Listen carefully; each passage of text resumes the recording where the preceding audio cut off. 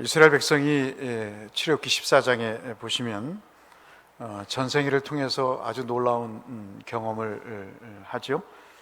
홍해가 갈라지는 경험을 처음으로 맞습니다. 지긋지긋한 포로의 신세, 노예와 종의 신세에서 그 노동의 고통에서 벗어나서 이제 하나의 구원의 체험을 하는 그런 기적과 같은 일을 맡게 됩니다. 몰랐던 하나님의 존재를 알게 되고, 그리고 그분이 바로보다 더 센 분이다 하는 것을 알게 되고, 바로를 좌지우지하시는 그런 존재가 있으시구나 하는 것을 이제 알게 되면서 새로운 세상에 눈을 뜨게 되죠. 그리고 꿈만 같았던 내 땅, 내 집, 그리고 내가 주권을 가지고 살 수 있는 그 나라를 향해 갈 수 있는 그런 경험을 하는 중요한 사건을 맞습니다.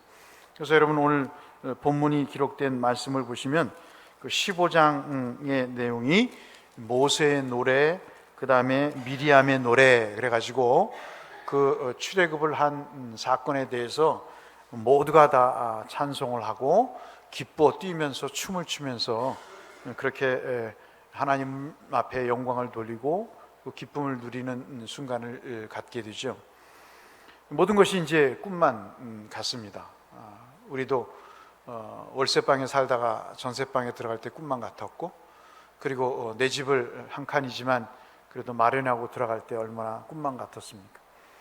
그러한 일들을 이스라엘도 겪게 되면서 참 행복한 출애굽의 길을 가게 됩니다. 사흘 동안 이제 홍해를 건너서 가게 됩니다. 나중에 성지순례를 가시면 여러분 아시겠습니다만 바바라고 하는 그런 사랑이라는 뜻이거든요. 이 바바라는 지역을 지금 이 출애굽의 여정 따라 가시면 소금기가 아주 짙게 느껴지는 계곡이 나옵니다. 그걸 바바 계곡이라고 하는데, 그 계곡을 들었으면, 저는 안 가봐서 모르겠습니다만 문헌을 보면 짠내가 아주 확 밀려오고 또 한 맛이 나타나는데, 그게 뭐냐면 달콤한 맛이 나타납니다. 이 마나라고 하는 식물이 그곳에 자라는데, 하여튼 짠내와 단내가 이렇게 섞여서 묘한 맛을 나게 하는데, 그런데 그 물은 홍해서부터 25km 떨어진 지역이지만, 내륙 지역이지만 물을 먹을 수가 없습니다. 왜냐하면 소금기가 다분해서 그 물은 도저히 마실 수가 없는 거죠. 아마도 많은 사람들이 지금 이 마라라고 하는 이 지역, 이제 우리가 좀 살펴보겠습니다만 그 지역이 아닌가 싶을 정도로 학자들이 그렇게 이야기를 하는데, 뭐 특별히 이렇게 결정된 바는 없습니다. 좌우간 이렇게 하나님과 허니문의 시간이 사흘밖에 되지 않게 되죠.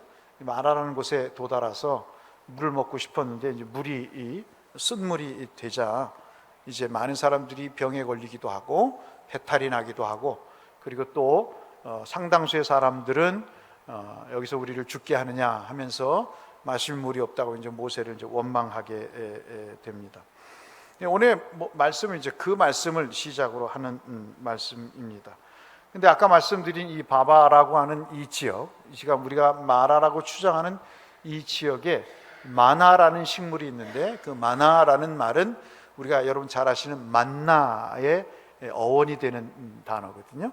마치 무슨 어떤 그 가시 같은 그런 꿀맛 나는 것이 이렇게 열매로 맺혀지는 그런 요상한 지역입니다. 그래서 아까 말씀드린 대로 이 짠맛과 단맛이 동시에 나는 그런 지역이라고 볼 수 있겠는데, 그렇게 이제 광야에 들어섰습니다. 좌우간 그 광야의 이름이 지금은 바바라고 하지만 좌우간 수르라고 하는 그런 광야에 들어서죠. 수르라고 하는 말은 바위라는 뜻입니다. 돌이라는 뜻인데, 이 수르라는 곳에 이릅니다. 바위를 걷는 것 같이 상당히 힘든 곳이죠. 우리도 사시면서 그럴 때 있잖아요.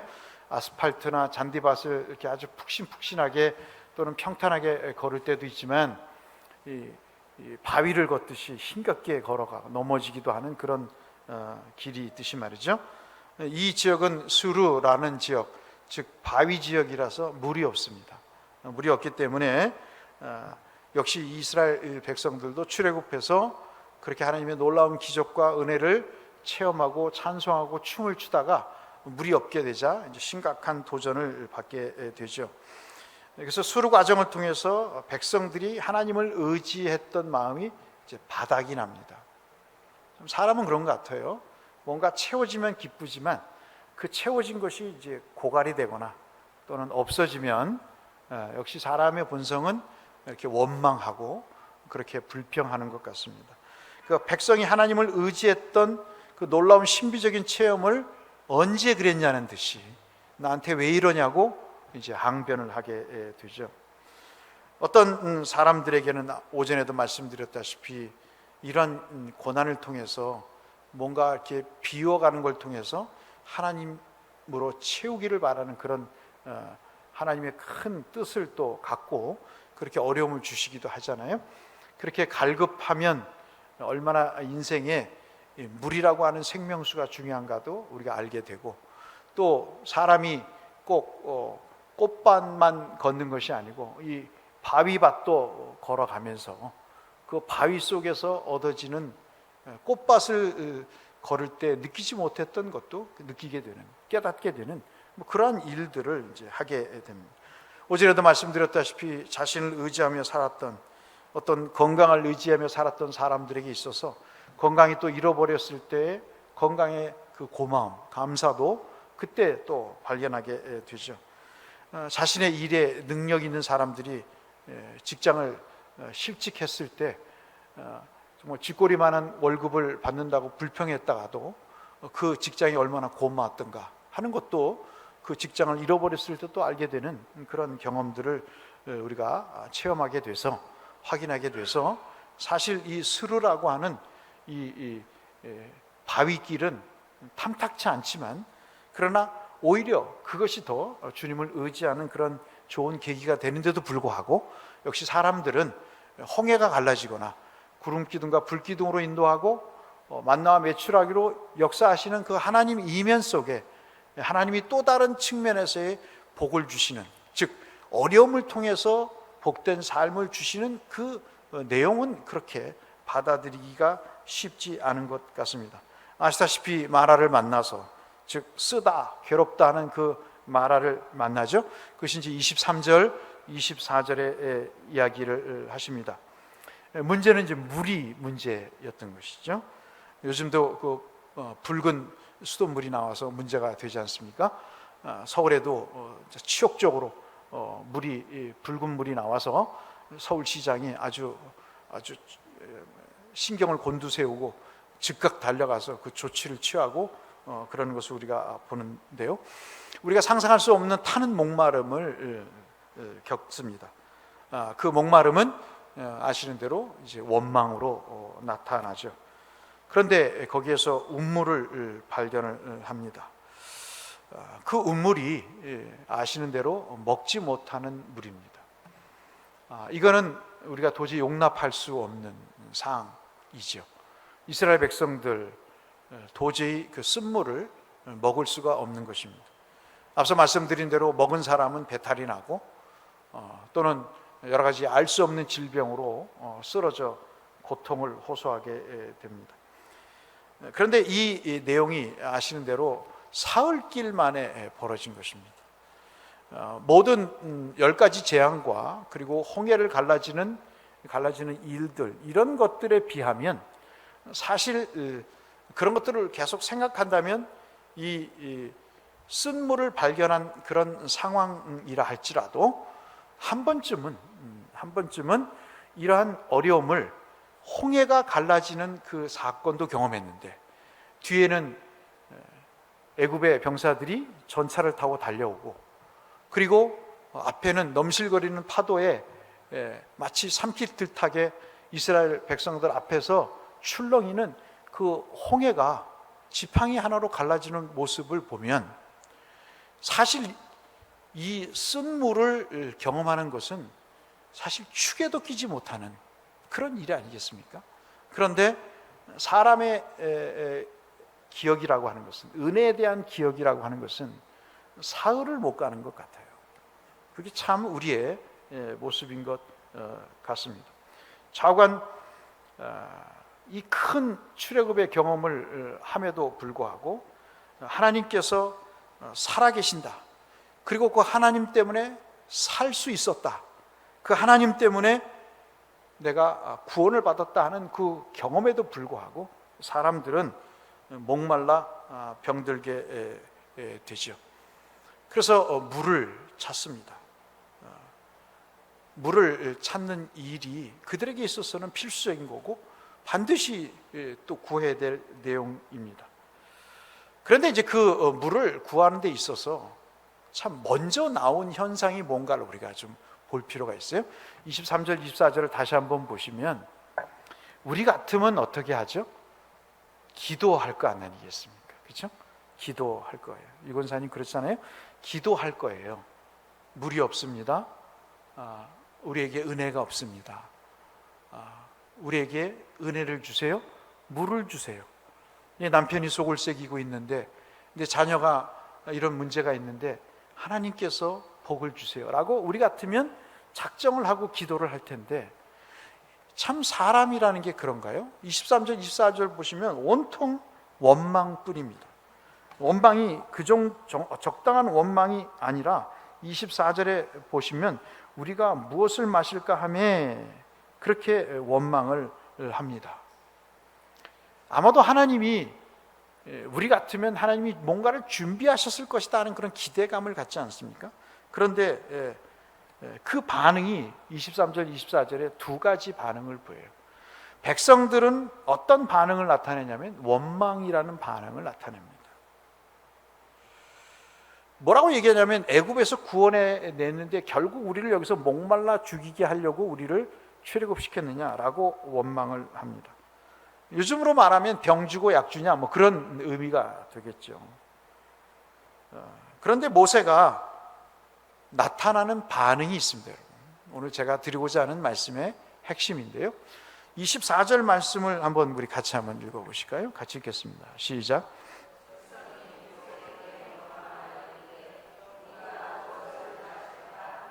(25절) 읽겠습니다. 시작.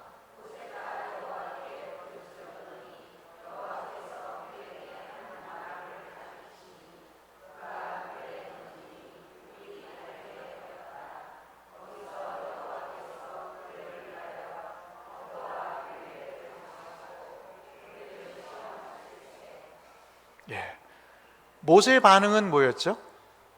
기도하는 거였습니다. 모세의 기도는 계속된 하나님의 물음에서 비롯된 것입니다. 출애굽 명령을 받았을 때도 내가 당신을 어떻게 합니까? 그것을 차마 말씀하지 못하자 백성이 바로가 당신이 누군가를 인정하지 않으면 내가 무슨 꼴이 되겠습니까? 하면서 자기도 믿지 못하는 하나님에 대한 그 존재가 확인이 안 되는데, 나도 하나님의 능력이 있는 분이라고 모르겠는데, 어머니가 나를 어려서부터 유모처럼 나를 길렀지만은 그러나 내가 하나님을 알 경험이 전혀 없었는데 이 큰 일을 행하겠다고 이야기를 해서 바로가 그것을 받으며 특별히 당신께서 구원하고자 하는 그 백성들이 여호와가 누군지를 알고 그 일에 순종을 하겠습니까? 라고 하는 물음부터 시작해서 홍해가 갈라지기 직전의 상황까지 그는 늘 하나님 앞에 물었던 것이죠. 고난이 우리에게 주는 가장 중요한 요인 가운데 하나는 기도하지 않는 사람이 기도하게 된다는 것입니다. 하나님의 존재를 더더욱 확실하게 아는 그 기도가 고난이 주는 우리에게 큰 유익이라는 것이죠. 근데 여러분, 그 기도 가운데 기도를 했더니 25절에 우리가 보듯이 기도하니까 물이 무슨 물이 되죠? 단물이 되었다 그랬습니다. 그러니까 기도는 고난을 통해서 하나님의 존재를 인정하는 행위가 돼서 하나님은 그 고난의 쓰디쓴 상황을 달고 다른 상황으로 바꿔주시는 겁니다. 그 과정 속에 뭐가 있습니까? 기도가 있는 것이죠. 근데 제가 말씀을 드리고자 하는 것은 그 25절의 그 다음에 있는 내용입니다. 저도 참 이 말씀을 룻기와 함께 묵상을 하면서 사실 오전에 이 말씀에 대한 내용을 드리려고 했는데 오후에 말씀을 드려야 될 상황이 돼서 구체적으로 말씀을 안 드리겠습니다만은, 모세가 기도를 했어요. 모세가 기도를 하고 나서 무엇을 이야기를 하죠? 그 25절 다시 한번 보시면 뭐를 얘기합니까? 25절에 여호와께서 그에게 뭐를 가리키게 하세요? 한 나무를 가리키게 하십니다. 자, 우리가 지난번에도 도끼가 빠졌는데 뭐 나뭇가지를 넣었더니 도끼가 떠올랐다 뭐 이런 이야기도 있습니다만은, 성경에는 나뭇가지에 대한 여러 가지 얘기가 나옵니다만은, 여러분 이 여호와께서 한 나무를 가리키셨다. 근데 그 순서가 모세가 여호와께 부르짖은 다음에 여호와께서 뭘 보여주세요? 나무를 보여주시는 거예요. 무슨 얘기냐면, 고난은 우리로 하여금 기도하게 만들고 그 기도를 통해서 하나님은 우리가 보지 못한 것을 보게 하신다는 거예요. 아멘이신가요? 여러분, 이 맛을 보시면요, 기도를 안 할 수가 없어요. 제가 대곡교에 와서도 경험했던 건데요, 모든 아이디어는 하나님이 새벽 기도할 때 주셔요. 기도를 하면 응답을 주시는데 내가 보지 못한 것을 본다고요. 여러분, 이 나뭇가지가 갑자기 없다가 나타난 나뭇가지인가요? 전혀 생면부지의 나뭇가지가 하늘에서 뚝 떨어져서 마치 모세가 홍해를 가르던 지팡이처럼 손에 없던 지팡이가 나타나서 그 나무가 단물이 되게끔 했냐고요. 그건 아니다는 것입니다. 우리가 인생을 살면서 마라와 같은 쓰디쓴 경험을 하잖아요. 그러면서 더욱더 하나님 앞에 그 쓰디쓴 것 때문에 무릎 꿇고 기도하게 된다고요. 그런데 그 기도를 하면 하나님이 못 보던 것을 보게 하신다고요. 무슨 얘기냐면, 기도를 하면 뭐가 생각나게 하신다고요. 그래서 그것을 적어요. 잊어버릴까 봐 막 적습니다. 미친 사람처럼 적어요. 새벽 기도를 끝나고 먹잇시에 들어가서 이 말씀 떠오르는구나, 이 일을 해야 되겠구나 하고 적어 놓습니다. 그게 한두 가지가 아닌 거예요. 아무도 못 봤던, 아무도 몰랐던, 아무도 이 고통스러운 문제를 해결할 수 없었던 그 단서가 멀리 있었던 것이 아니고 우리 주변에 있었고, 그 주변에 있었던 그것이 뭐를 통해서 보게 하냐면 기도를 통해서 보게 한다는 것이죠. 이게 오늘 제가 여러분에게 드리고자 하는 말씀이에요. 기도를 안 하니 변화가 없는 거죠. 죽게 부르짖지 않으니, 자기 능력대로 사니, 세상의 삶을 예수를 믿고 살지만 10년 전이나 10년 후나 아무런 변화가 없는 거예요. 아까 말씀드렸다시피 바바라고 하는 계곡에 마나라고 하는 그 나무가 있어서 만나라고 하는 그 가시와 같은 달콤한 열매를 맺는지 안 맺는지는 그렇게 중요한 일이 아닙니다. 그 나무의 가시가 이 가시였는가 많은 사람들이 연구를 하고 박사학위를 받고 하지만, 우리에게 중요한 것은 그게 중요한 것이 아니고, 그 가시가 어떤 나무의 가시냐가 중요한 게 아니고, 모세가 고난 가운데 하나님 앞에 부르짖었더니 그 나무를 보게 하셨다는 거예요. 멋지지 않아요, 하나님이? 하나님 멋지지 않아요, 여러분? 그러니 자기 인생을 자기가 주인 삼아서 자기가 왕 노릇하면서 의시되고 사는 사람이 이 세상에서 가장 불쌍한 사람이라고. 30년을 믿어도 40년을 믿어도 하나님의 이러한 은혜를 체험하지 못하고 사는 사람이 얼마나 불쌍한 사람이겠어요. 차라리 그 시간에 바울처럼 세상성처럼 놀지요. 만약에 우리가 내세가 없고 부활이 없다면 우리는 이 세상에서 가장 불쌍한 사람인 거예요. 만약에 우리가 삶을 살면서 하나님의 은혜를 우리가 기도를 통해서 체험하지 못했다면 우리는 가장 불쌍한 사람이라고. 그런데 하나님이 때로는 고난의 때가 있어도 그것 때문에 엎드리게 하시고, 그 속상한 일 때문에, 쓰디쓴 일 때문에 기도했더니 평소에는 보이지 않던 그 해결책이, 그것도 내 손이 아닌 하나님께서 주어주신다는 겁니다. 여러분, 하나님께서 저와 여러분의 삶에 주어주신다는 거예요. 속삭였던 아들놈이 언젠가 철이 든 소리를 하고 정말 고칠 수 없게 여겨졌던 그 마음에, 그리고 몸에, 질병에, 아픔에, 상처에 그런 흔적들이 조금씩 사라지기 시작한다는 거예요. 옛날에는 돈이 없으면 살 수 없을 것 같았는데 이제는 돈이 없어도 살 수 있는 힘을 하나님께서, 근력을 우리에게 믿음이라는 것으로 주신다.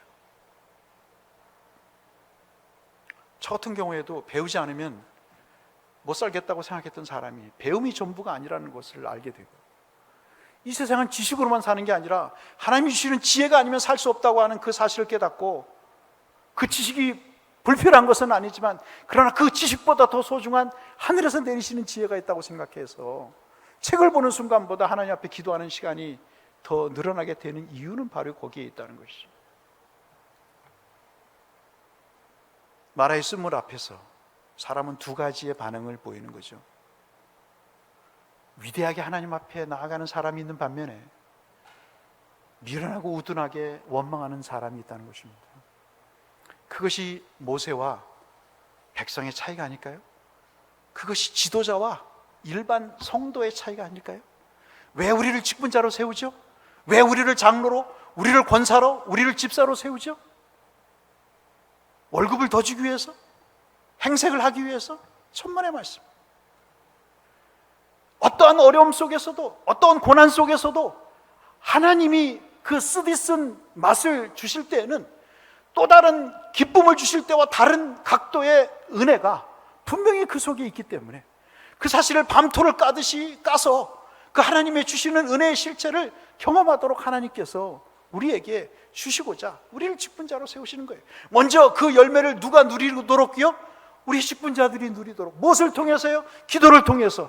보지 못했던 것, 알지 못했던 것, 깨닫지 못했던 것을 제시해 주시는 하나님의 은혜를 직분자 여러분들이 먼저 누리십시오라고 하나님이 그 일을 위해서 세워주신 거예요. 늘 구역장들을 위해서 기도하는 것은 그 구역장님들이 이 말씀의 은혜를 받고자 하는 간절한 마음이 있는 거예요. 그렇지 않고서는 전하지 않는 거예요. 전하지 못하는 거예요. 차라리 말씀을 읽고 끝나는 게 낫지.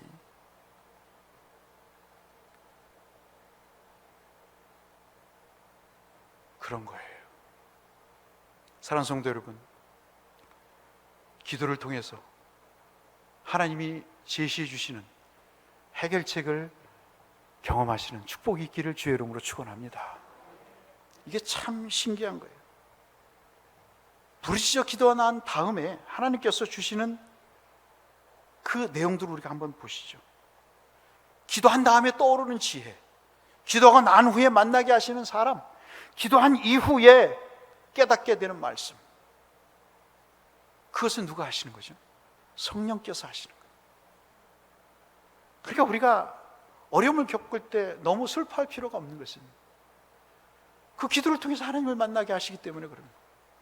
그래서 내가 가는 길을 모르지만 하나님이 순금처럼 우리를 연단하게 하시는 거라고요. 우리를 그렇게 단단하게 빚어가게 하시는 것이죠. 그런데 25절을 지나서 우리가 25절 마지막 부분에 보시면, 26절에 보시면 이렇게 하십니다. 뭐라고 말씀을 하시냐면 26절에 이르시되 너희가 너희 하나님 나 여호와의 말씀을 들어 순종하고 내가 보기에 의를 행하며, 하나님이 의를 행하신다는 거죠. 내 계명에 귀를 기울이며 내 모든 규례를 지키면 내가 애굽 사람에게서 내린 모든 질병 중 하나도 너희에게 내리지 아니하리니 나는 너희를 치료하는 여호와이니라. 아멘. 이것처럼 큰 축복이 어디 있어요? 광야처럼요 질병이 있을 곳이 얼마나 많습니까? 여러분 한번 생각해 보세요. 40년간 먹고 살아야 될 양식뿐만 아니라 소금도 생각하면 엄청난 양의 소금이 필요한 거예요. 질병은 오죽하겠어요? 지금처럼 뭐 수세식 변소가 있었겠어요, 여러분? 얼마나 전염병이 있었겠습니까? 제대로 용변을 보고 뒷정리를 할 수 있었을까요? 그 바람에 나는 먼지에 섞여서 호흡기로 들어가는 수많은 질병들, 알 수 없는 그 질병들, 암인지 뭔지 알 수 없는 그 질병 때문에 나다빠 죽어서 독수리의 밥이 되는 그런 시체가 널브러지는 그런 일들이 있는 곳이 광야거든요. 그런데 그곳에서 마라라고 하는 인생의 쓰디쓴 경험을 하고 난 다음에 왜 그런 경험을 주냐면, 하나님이 내가 너희들의 인생의 그 쓰디쓴 것이 결코 너희들의 질병과 너희들의 죽음으로 치닫지 못하도록, 그 질병과 사망을 갖지 못하도록 하는 그 하나님의 윤리와 법도를 가르치기 위함이다 하는 것입니다.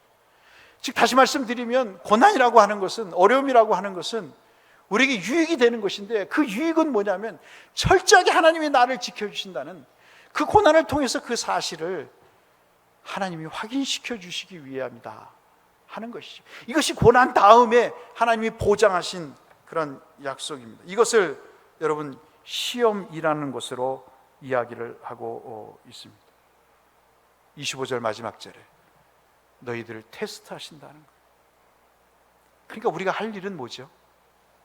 쓰디쓴 고난이 있어도 기대하는 겁니다. 원망하고 불평하는 게 아니라 뭐죠? 하나님이 또 어떤 선물을 주실까를 기대하는 거예요.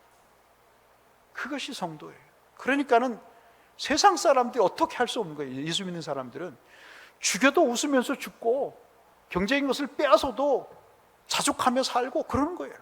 조그마한 일에 불평을 느끼고 못 살겠다, 이래서 내가 교회 못 나오겠다, 이러지 않는단 말이에요. 그런 사람들은 자기가 믿음 없다는 것을 그렇게 스스로 표현한다니까요. 그것이 부끄러운 줄 모르고 그렇게 얘기를 한다고. 그러나 하나님의 은혜를 체험한 사람은 고난이 와도 이것을 나를 시험하시고자, 연단하시고자 합니다.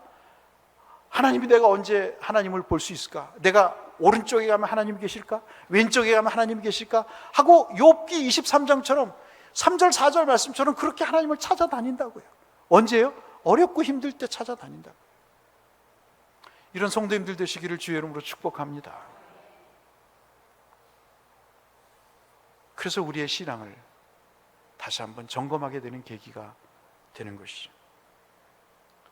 그런데 말씀을 보시면 참 기가 막힌 말씀이 있습니다.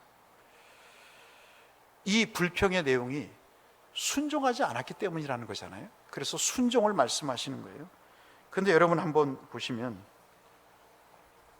어디를 보시냐면은 마지막 부분들 27절을 한번 보시죠. 27절을 한번 보시면 우리 같이 한번 읽어보실까요? 같이 읽겠습니다. 시작.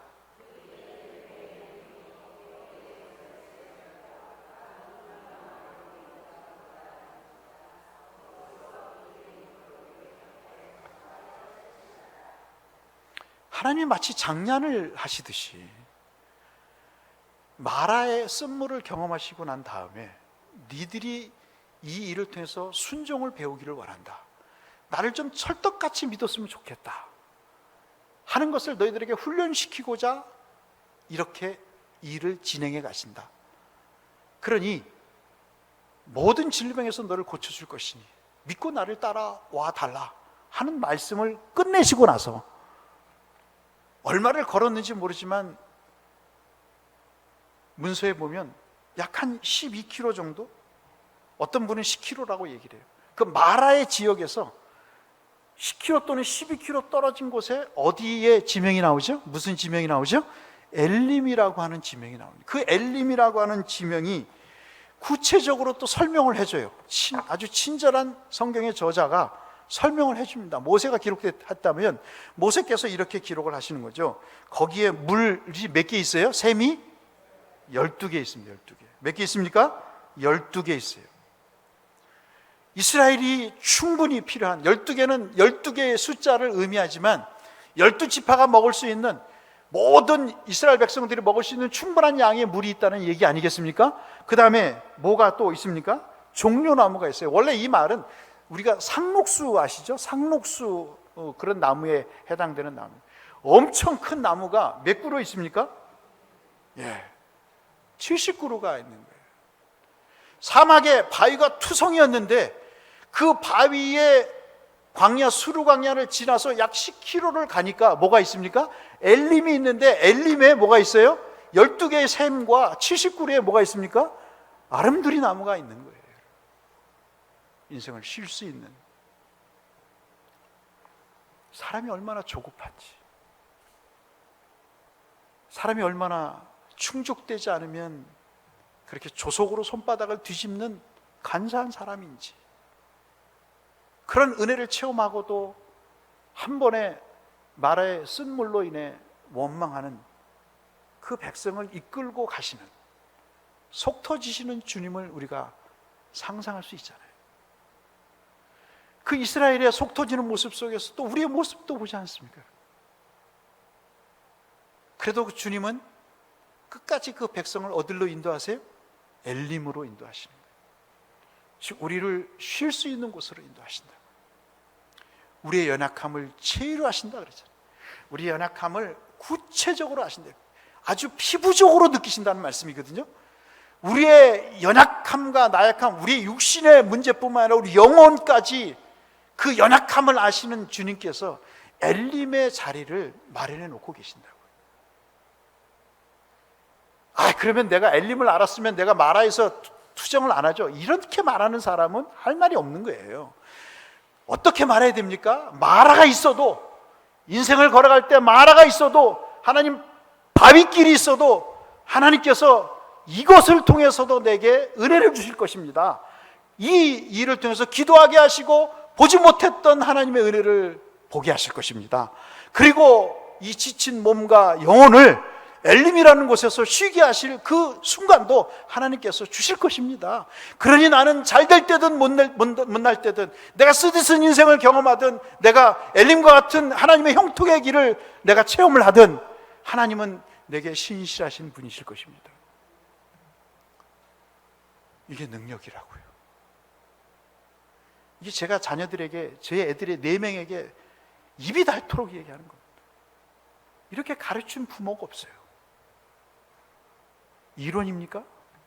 저는 하나님을 만났다니까요, 여러분. 하나님을 만나면 인생의 쓰디쓴 경험을 하든 달콤한 경험을 하든 그 하나님을 떠나지 않는다고요. 룻기는 하나님을 떠나서 행복하고자 했었어요. 근데 출애굽은 하나님의 은혜를 체험하고 하나님을 버렸어요. 그 두 가지가 모두 우리에게 해당되는 거예요. 어떤 사람은 하나님을 떠나서 살다가 하나님의 은혜를 체험하기도 하고, 하나님의 은혜를 체험하고도 하나님을 떠나는 케이스도 있다는 거죠. 그러나 어떻게 누가 어떤 삶을 살든, 어떠한 형편의 삶을 살든, 하나님은 그럼에도 불구하고 자신의 백성들을 마라가 되었든 엘림이 되었든 하나님이 그곳 속에서 그 상황에 따라 은혜를 주시고 선하신 하나님의 역사를 지속해 가신다는 거죠. 그러면서 자신을 드러내시는 겁니다. 내가 내 하나님이다. 내가 너의 구원이다. 내가 너의 전부다. 내가 너의 주인이다라고 말씀하시는 거죠. 그러니 우리가 이 하나님 찰떡같이 믿어야 되지 않겠습니까? 나이가 들어도, 육신이 약해져도, 돈벌이가 제대로 시원찮아도 하나님은 끝까지 나를 선하게, 좋게 역사하실 것이다. 나를 영원한 곳으로 인도하실 것이다. 그 생명의 구원에 하나님을 우리가 믿으면서, 제가 이 오후 설교는 오전 설교와 연관해서 늘 말씀을 드립니다마는 한 번 더 룻기를 확인하시고, 또 이 말씀을 출애굽기를 통해서 룻기 마지막 부분들을, 룻기 전체를 생각하시면서 이 한 주간 이 신실하신 하나님의 덕을 보시고 은혜를 보시고 축복을 누리시는 한 주간 남은 여생이 되시기를 주의 이름으로 축원합니다.